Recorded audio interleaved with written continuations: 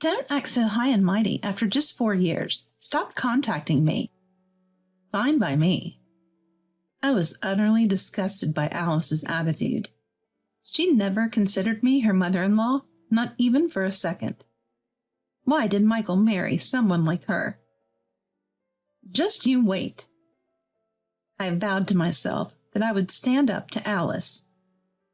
My name is Tracy, and I'm 70 years old. My family consists of my son Michael and my grandson Hank. Michael is 45 this year, and Hank is 18. Hank is set to go to college this fall. Ever since Michael got married, he's lived far away. He moved a considerable distance from my home, so he doesn't visit often. Michael is my only child, so when he first moved out after getting married, I felt incredibly lonely. I've gotten used to it now, but I still look forward to his occasional visits and seeing Hank.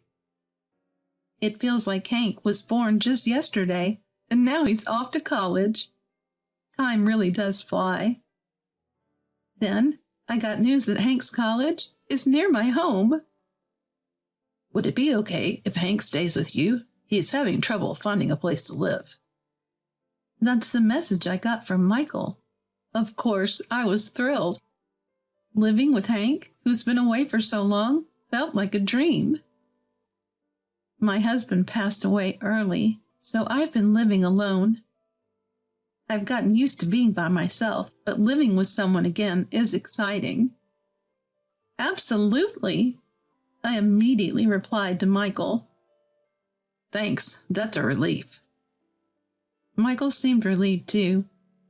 I quickly started tidying up the house to prepare for Hank's arrival. My home, which I hadn't cleaned in a while, became quite neat with Hank's stay as a catalyst. Finally came the day Hank was to arrive. Granny, thank you for having me. Hank is a polite and confident young man, just like Michael. I was relieved he takes after him. Why not Alice? It became clear right away. This place is as messy as ever. Alice walked in saying that. My daughter-in-law's name is Alice. She's about the same age as Michael, and I've disliked her from the moment we met. She makes cutting remarks and has no problem disrespecting me or Michael. Michael doesn't seem to mind, but I've been hurt by Alice's words many times. The most hurtful was our very first meeting. Nice to meet you. I initially thought she was a good person. She's petite and has a cute face. But her words that followed were harsh. Wait, you live in this dump? That was her first comment upon seeing my home during our initial meeting. I was shocked that someone would say something like that. Our house is old, you know. Michael quickly came to my rescue. I thanked him silently in my heart. The house was built when my husband and I got married, so it's definitely old. I knew it was getting old, but was it necessary to say that at our first meeting? Besides, it's not common courtesy to call someone's house old. Sorry if that bothered you. I just say what's on my mind. Alice apologized to Michael without even looking at me. Does she not see me?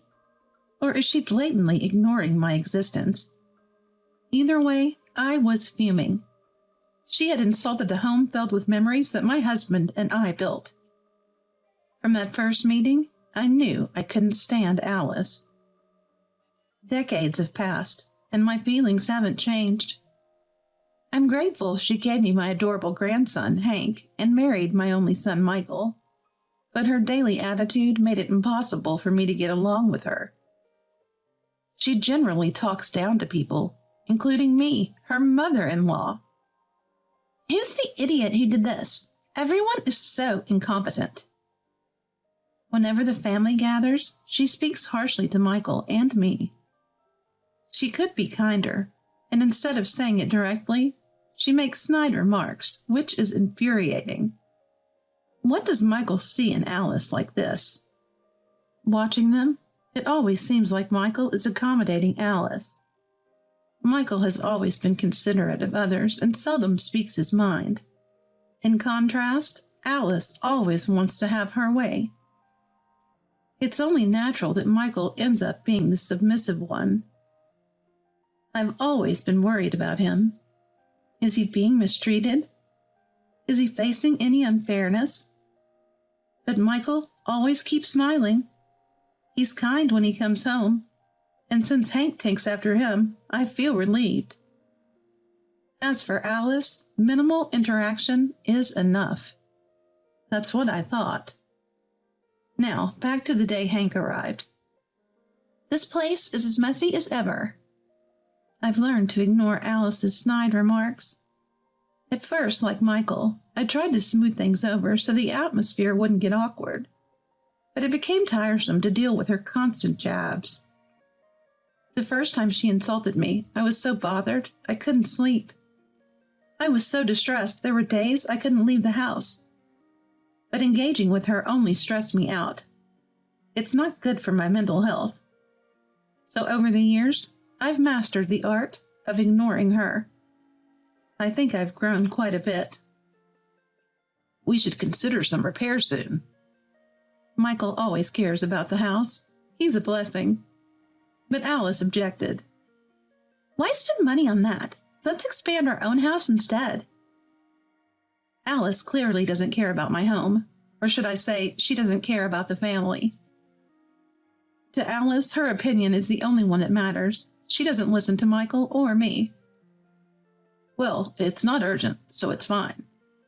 As always, Michael is good at smoothing things over. Mom, please take care of Hank. Of course, I'm looking forward to living together. See you, Mom, Dad. Hank and I saw Michael and Alice off to their car. Alice didn't even say goodbye to me. She briskly got into the car. Michael gave a quick wave, and they left. Finally, some freedom. Ah, Hank sighed. What's the matter? Hank seemed somewhat happy. Isn't he lonely being away from his parents? I feel refreshed being away from Mom. What do you mean? Hank opened up to me. Mom always badmouths people. I was sick of hearing it every day. So Alice is like that at home, too. That's why I chose to live far away. I feel bad leaving Dad alone, but I'm going to enjoy my new life. I'll support you as much as I can. Thanks, Granny. Even her own child dislikes her. I thought she was beyond redemption. At the same time, I vowed to fully support Hank's college life. I'll take better care of him than Alice ever could. And so, Hank's college life began. Once college started, Hank became incredibly busy. I don't remember being this busy in my time. The number of Hank's classes is like that of a high school student. Being a college student these days must be tough. It's what I've always wanted to study. Despite the busyness, Hank is positively focused on his academics. The energy of youth is something else. Seeing him like this gives me energy every day. Since Hank moved in, Michael and Alice have been visiting more frequently. They used to come only during summer and Christmas vacations, but now they visit once a month. I'm happy they're thinking of Hank, but the increased contact with Alice has become a concern. Is Mom here again? Are you getting proper meals? Are you okay? I was already worn out by Alice's usual cutting remarks. It's as if she's implying that I'm mistreating Hank. Granny always gives me delicious meals. Thanks to her, my student life is going well. I was touched by Hank's words. Hank always seems busy, but knowing he feels this way made me happy. Is that so? Alice was visibly annoyed. Such childish behavior for an adult. After giving Hank a mysterious lecture, she left looking satisfied. As for Michael, he seemed genuinely concerned about Hank. Is Hank causing any trouble? Is he helping you out, Granny? He's not just concerned about Hank, but also about me. I always wish it was just the three of us in this family. Why did Michael marry someone like Alice? It's true. After Michael left, I talked with Hank. Mom doesn't even see you as a person, Granny. I feel bad for Dad having to live with her every day. Not seeing me as a person? Those words cut deep. I felt ashamed that Hank saw it that way too. So while Hank was in college, I tried to avoid Alice as much as possible. Time flew by, and 4 years have passed since Hank started college. It's gone by so fast since I moved here. Hank is graduating from college this year. Finally, it's time for him to enter the workforce. These past 4 years have felt faster than any before. Maybe it's because Hank was here with me. You've worked hard these 4 years. I'm glad you're graduating. It's all thanks to your support, Granny. It's not thanks to me. Hank worked hard in his studies. He's also secured a job nearby. Granny, I have something to discuss. What is it? Hank suddenly wanted to talk. I want to keep living here after I graduate. What? Mom's annoying when I go home, and it's closer to work from here. Hank had always disliked Alice. I was happy he wanted to continue living here. Of course you can. Hank immediately reported this to Michael over the phone. I'll be coming home for a while. School ended, and Hank decided to go home for a bit. He didn't want to, but it seemed Michael had asked him to come. The house felt lonely after Hank left. Then the phone rang. It was Alice. Why is Hank staying at your place? Alice was furious. At first, I didn't understand what she was talking about. Hank should be living with us. Why does he want to stay there, even after getting a job? It seemed Alice wanted Hank to come home. But staying here was Hank's decision. I thought there was no point in her complaining to me. It was Hank's decision to stay here. Don't complain to me about it. But Alice's defiance didn't stop. Why are you acting so high and mighty when you've been living apart all this time? I had no intention of acting superior. What are you misunderstanding? I have no idea what you're talking about. Don't act so important just because of 4 years. Stop contacting us. Alice didn't even seem grateful that I had been housing Hank. I didn't do it for her sake. I had been doing my best for these 4 years, hoping to support Hank in some way. Hank will be living here from now on, just so you know. Alice had decided everything on her own. Hank's belongings were still here, but she even said it was fine because they would buy new ones. I didn't want anything more to do with Alice, who could dismiss people so easily. I couldn't forgive her anymore. Fine by me. I said that and hung up the phone. Alice had stolen time from Hank and me. I looked back on the happy 4 years.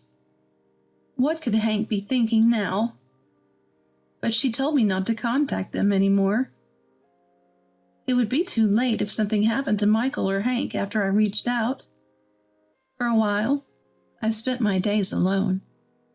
At first, I missed Hank, but after some time, I realized I felt relieved to be rid of Alice. It's for the best, I reassured myself. Then, 6 months later, Michael suddenly contacted me. What could it be? Mom, I want you to be there too. The thought of Alice being at home made me hesitant to go. But it was Michael's request. I nervously visited Michael's house. When I got there, Alice and Hank were sitting. I'm really disappointed. For once, Michael sighed. What on earth had happened? She's been using Hank's and my money without permission. Michael pointed at Alice. What do you mean? Apparently, after bringing Hank back home, Alice became even more controlling over Michael and Hank. She had been taking their money and using it as she pleased. That's why I didn't want to go back. Hank was also disappointed. Alice was hanging her head, saying nothing. Well, someone who can't appreciate their mother-in-law can't appreciate their family either. My long-suppressed anger was finally erupting. Being alone had almost made me forget, but seeing Alice's face brought back all the harassment she had done. Every single act of harassment by Alice. Sorry for the old and dirty house. Did you want Michael's money that badly, even if it came from such a place? I was surprised at how fluently I could express my disdain. I used to be too timid to say anything. What is it? What? Go on, say it. At my words, Alice was taken aback.